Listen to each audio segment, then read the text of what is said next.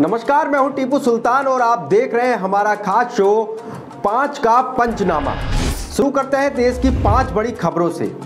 Japan के सबसे शक्तिशाली और प्रभावशाली नेताओं में शुमार पूर्व प्रधानमंत्री शिंजो आबे की शुक्रवार को एक चुनावी सभा के दौरान गोली मारकर हत्या कर दी गई है।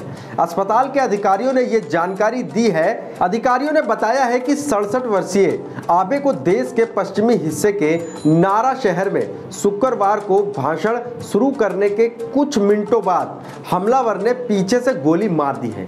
आबे को विमान से एक अस्पताल ले जाया गया, लेकिन उनकी सांस नहीं चल रही थी और उनकी हृदय गति रुक गई थी।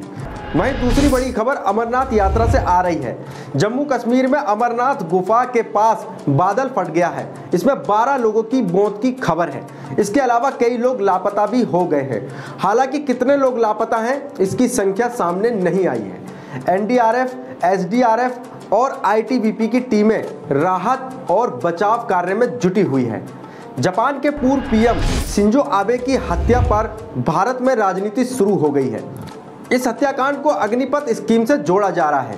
भारत में इस हत्या को सेना में बहाली के लिए लाए गए स्कीम अग्निवीर से जोड़ने की कोशिश की जा रही है।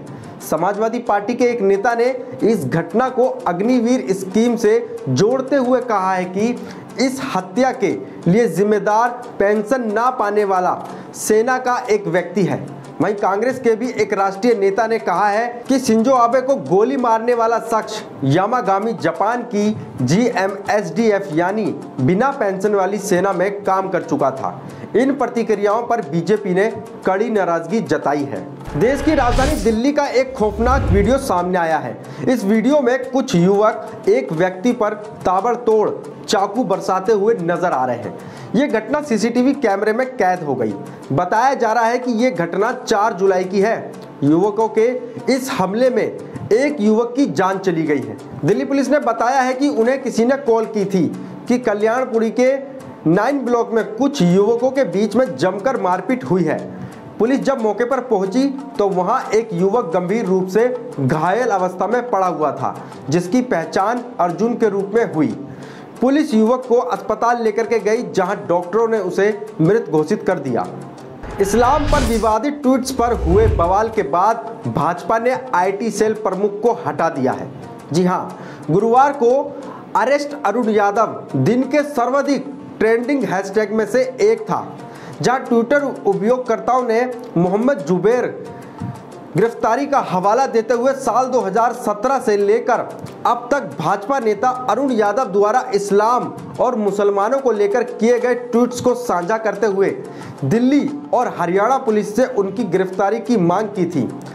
हिंदी द वायर की खबर के अनुसार प्रदेश भाजपा सचिव गुलशन भाटिया ने देर शाम बताया कि यादव को बिना कोई कारण बताए तत्काल प्रभाव से पद से हटाया जा रहा है। प्रदेश भाजपा अध्यक्ष ओपी धड़कन ने भी इसकी पुष्टि की थी। कई ट्विटर यूजर्स ने सवाल उठाया था कि जब ऑल्ट न्यूज़ के सह संस्थापक पत्रकार मोहम्मद जुबैर के एक पुराने और कथित विवादित ट्वीट के लिए उन पर कानूनी कार्रवाई हुई है, तो अरुण यादव जैसे भाजपा नेताओं को इससे छूट क्यों मिली हुई है।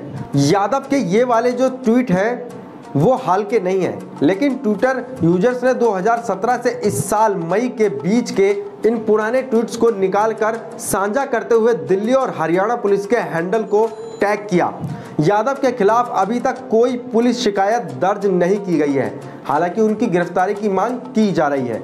कई ट्विटर यूजर्स ने यह भी पूछा है कि क्या सरकार एक बार फिर से निलंबित भाजपा प्रवक्ता नुपुर शर्मा के प्रति दिखाई गई नरमी के रास्ते पर है, जिनकी पैगंबर के खिलाफ विवादित टिप्पणी के फलस्वरूप भारत के बड़े पैमाने पर सार्वजनिक आक्रोश देखा गया था और इस टिप्पणी की अंतर्राष्ट्रीय स्तर पर भी आलोचना हुई थी।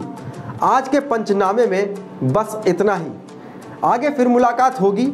अब मुझे दीजिए इजाज़त। धन्यवाद।